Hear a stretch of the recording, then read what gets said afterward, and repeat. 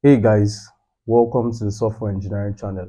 In today's video, we're going to be looking at ISO messaging format. So if you've been following along, last week we checked out the concept of ISO 8385, where we explained the concept of acquire bank, we spoke about issuer bank, and we spoke about credit card network. I would really advise that you check out that video because we're going to be building upon everything we learned in the last video. So speaking about ISO messaging format, what we actually intend to do is we want to be able to see an ISO message numbers, message requests, as the case may be, and we want to be able to dismantle these numbers, these requests in its categorized states, being able to identify what each numbers actually mean within this body of numbers. And that's what we're aiming to do today. All right, just as I started to explain last week, any typical card-based transaction would usually travel from the acquirer's device. That could be your POS, that's point of sale. That could also be the ATM, which is the automated teller machine, through a series of network down to the issuer system, and that is basically to be able to do things like authorization against the cardholder's account. And I explained why that should be last week, and that's why I highly advise that you check out last week's video. This would usually happen to do things like confirmation of the cardholder's account balance, right? Just so to be sure that you have enough money in your account to be able to pay for the particular transaction you're trying to initiate at the POS stand or at the ATM or at the ATM stand. Now, whilst this communication is going on between, let's put something down. Whilst this communication is going on between, let's say this is your POS, right, which is what we call the acquirer's device, and this is the issuer's system.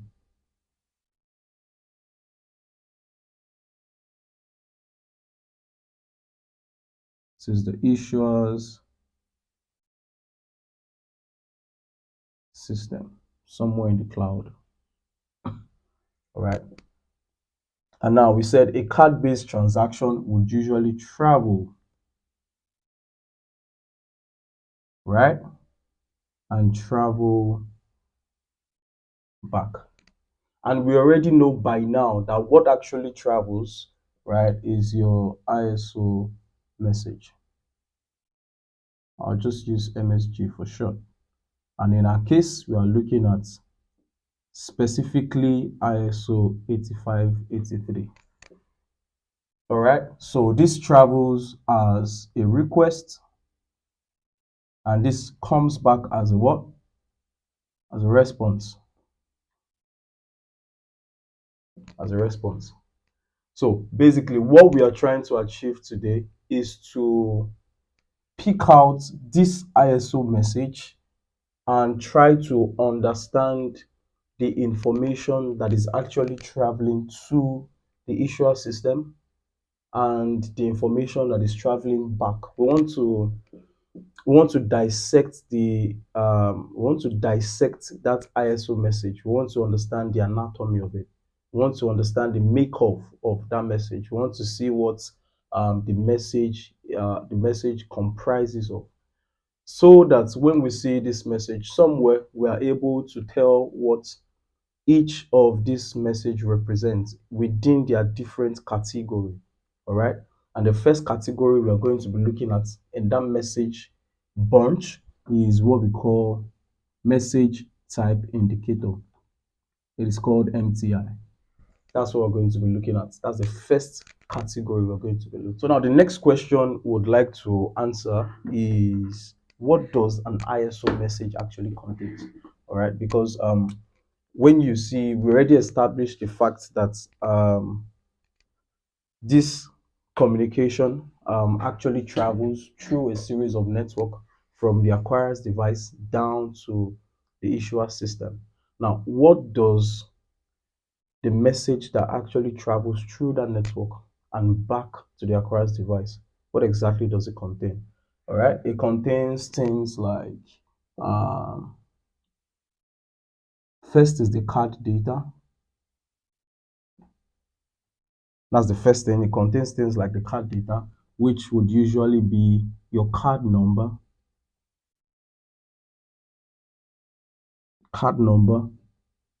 or the card holder information. Card holder information. All right. Contains things like the card holder information. It also contains data about the terminal. It contains data about the terminal, right? It contains things like the terminal number. It contains things like the terminal number. It also contains the merchant number. The merchant number. All right. So it contains things like the merchant number. It also contains information about the transaction.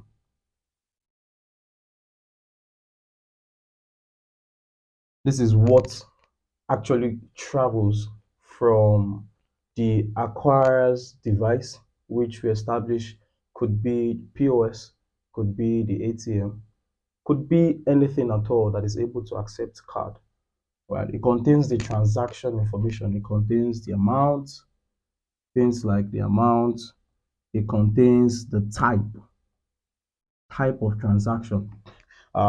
When we start to actually dig into ISO messaging, which is looking at the part of the data elements, you'll now start to see different representation of different transaction type. It could be deposit, it could be balance inquiry, it could be withdrawal, it could be a lot of things. All right, so it actually contains the amount, it contains the transaction type, and it also contains additional information. It contains additional information.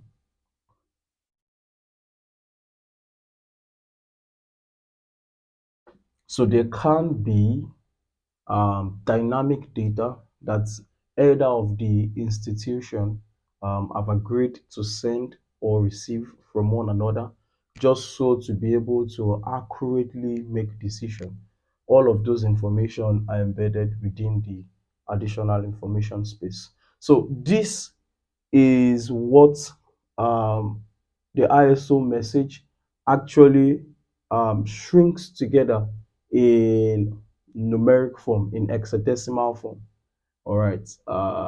When I put up an ISO message, you'll see how cryptic it is, but in its cryptic nature, everything you see in an ISO message actually represents all of this. All right, it represents all of this information. So I haven't considered the literal content of an ISO message.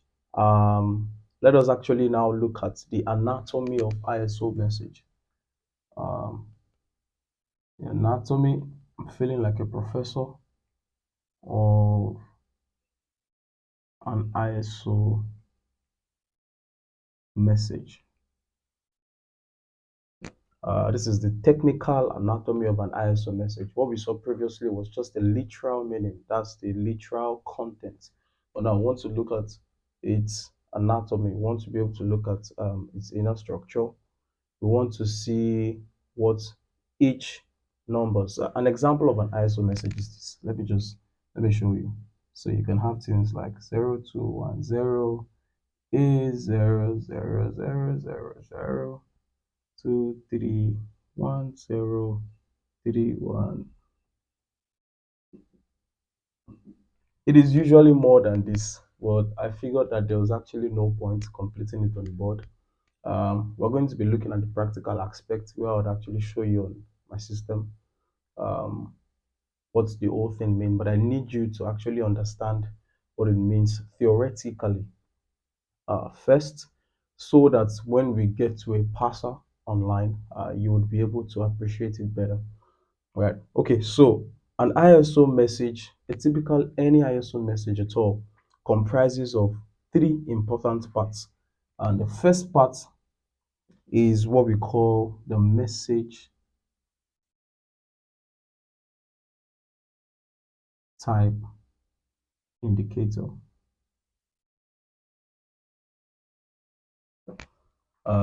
For short, it is called MTI. So when you see an ISO message like this, the first part is usually called the message type indicator. And that's the part we're going to be looking at today. A message type indicator is basically the first four digits, is the first four digits of any ISO message at all.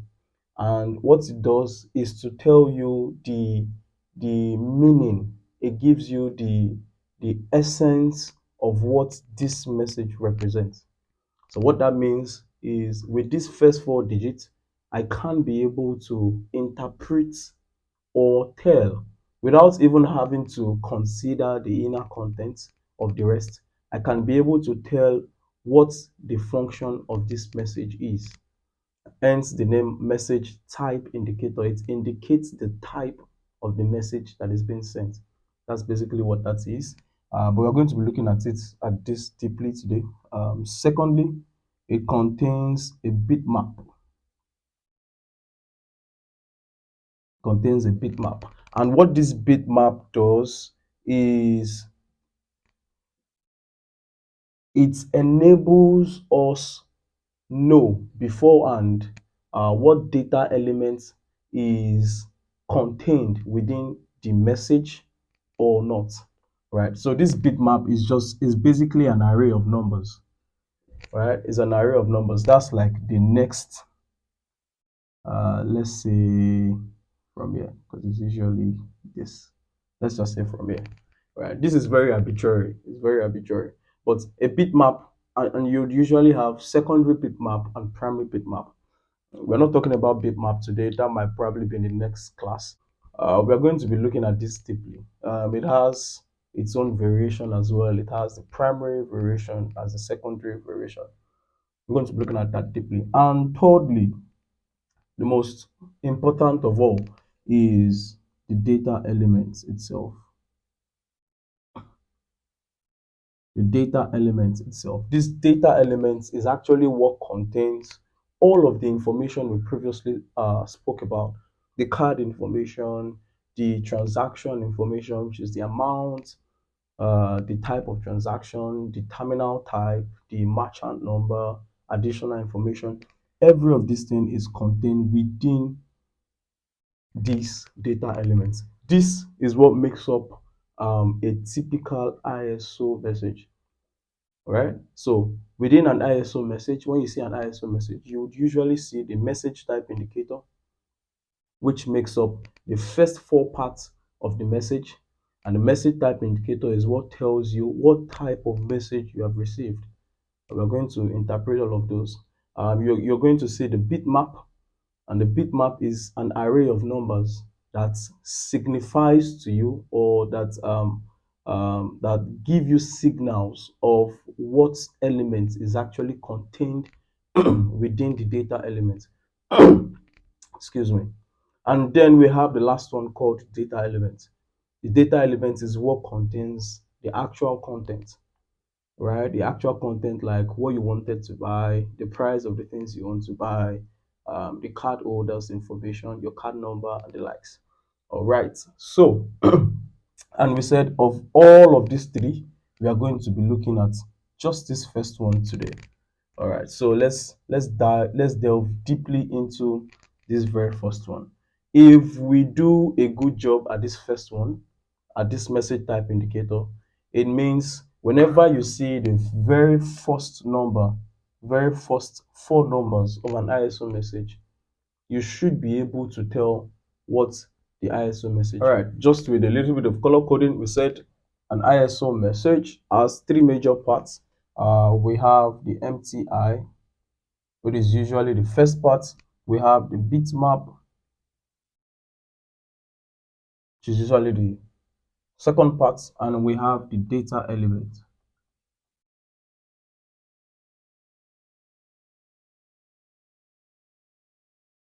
which is usually the last part. And in this section, we're looking at the MTI. All right. And we said, what is the MTI actually? The MTI is basically a 4-digit numerical field. 4-digit numerical is actually a 4-digit numerical field that tells you the overall function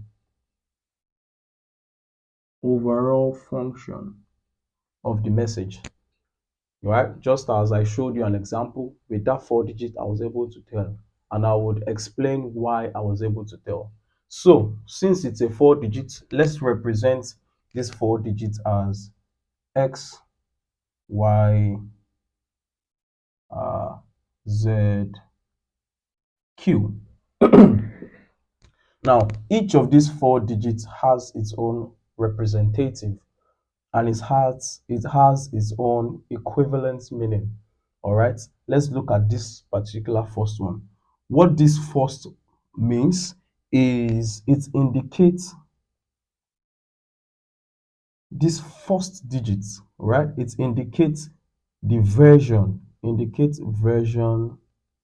of message. It indicates version of message. Yes, we are dealing with ISO 8583. But ISO 8583 also has about 3 different variants. All right. It has the first, it has the 19, to be sure, it has the 1987 variant version. Second, it has the 1993 version. And thirdly, it has the 2003 version. Now, all of these versions are not necessarily so different. It is just basically a little different in the positioning of data elements. All right. But the most predominant one is actually the 1987 version. Now, all of these are represented differently. All right. So when you see a zero, right? When you see this guy containing a zero, it means that ISO message is using the 1987 variant of the ISO 8583. When you see a 1, it means the ISO message is using a 1993 variant. All right. When you see a 2, it means the ISO is using the ISO 8583 message format is using a 2003 version variant. And it's important for you to be able to know this, because if you are trying to build an ISO server, it is important for you to know what variant your client intends to send.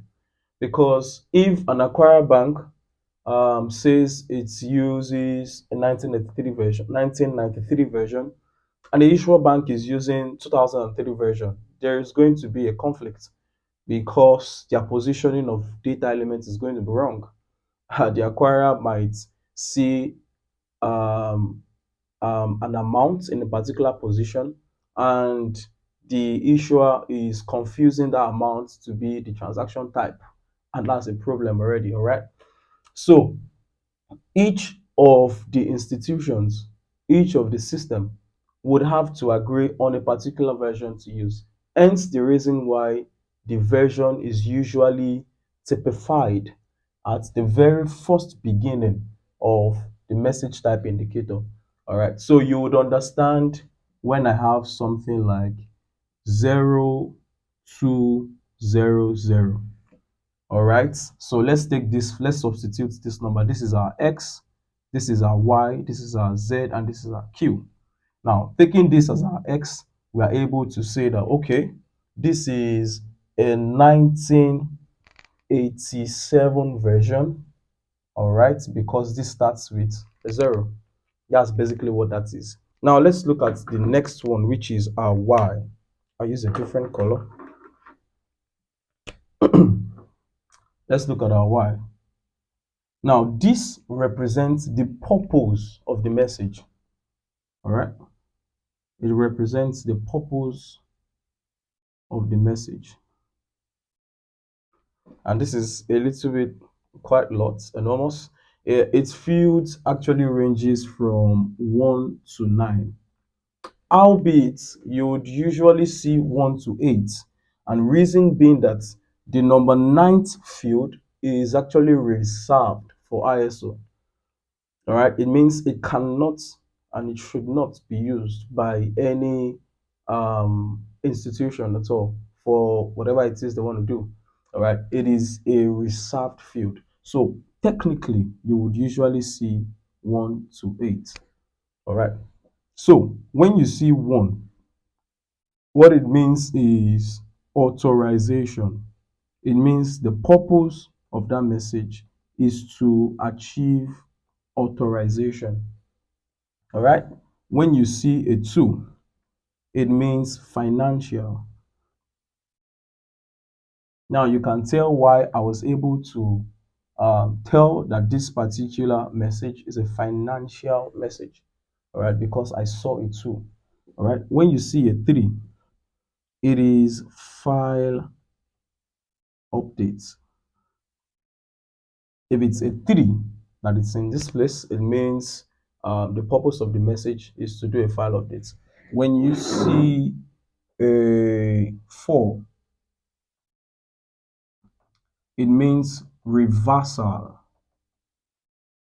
It means reversal. It means the purpose of that message is to do a reversal. All right. When you see a 5 means reconciliation.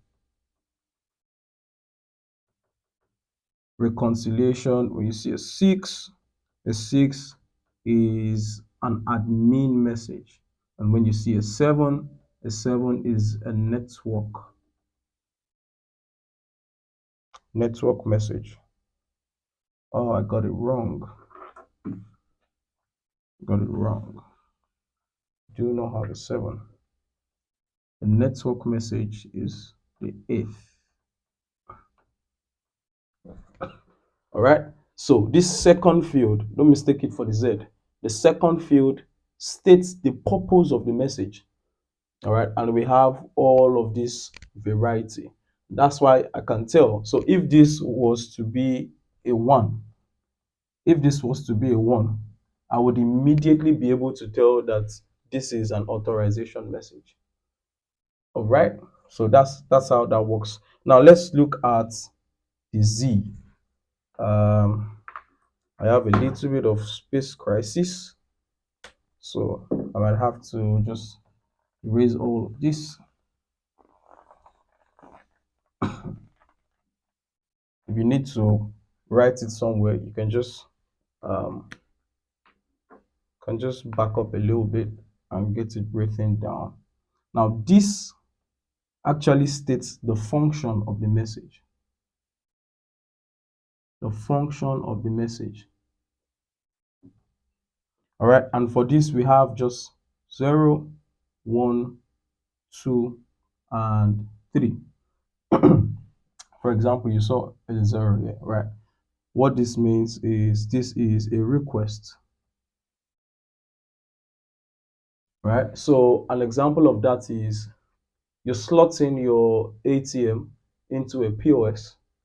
The acquiring device, which is the POS, has to make a request to the issuer's system, all right? So it would usually go with a 0. And that's why I was able to tell that this particular number, this is a financial, don't forget, financial request, because this is a 2 and a 0. All right, sent in 1987 version. All right, so I'm able to interpret this 3 now. All right, so this one is a response, and this is when the issuer system is sending back the response, that are authorizing the acquiring bank, telling them that okay, this guy actually has enough cash in his account, to make this particular transaction. That's a request, or whatever the that's a response rather, whatever the response might be. This is an advice. An advice is usually um, um, more like an information. We are informing you about this, so you don't need to respond about it. So when either the issuer or the authorization or the acquirer rather sends an advice, they are just trying to inform either of the both parties, and it doesn't need a response.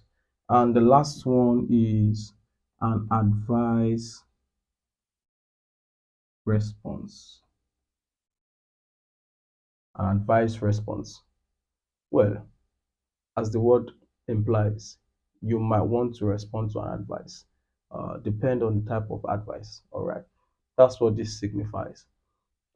So that is for the Z. All right, I think it's making sense. It's making a lot of sense now. And the last, which is the Q. The Q basically, I'm going to wipe this off. The Q basically means the source or origin, the source or origin of the message. Zero is the acquirer, while one is the issuer. You can see how all of this makes a lot of sense. All right. So zero means this is coming from the acquirer.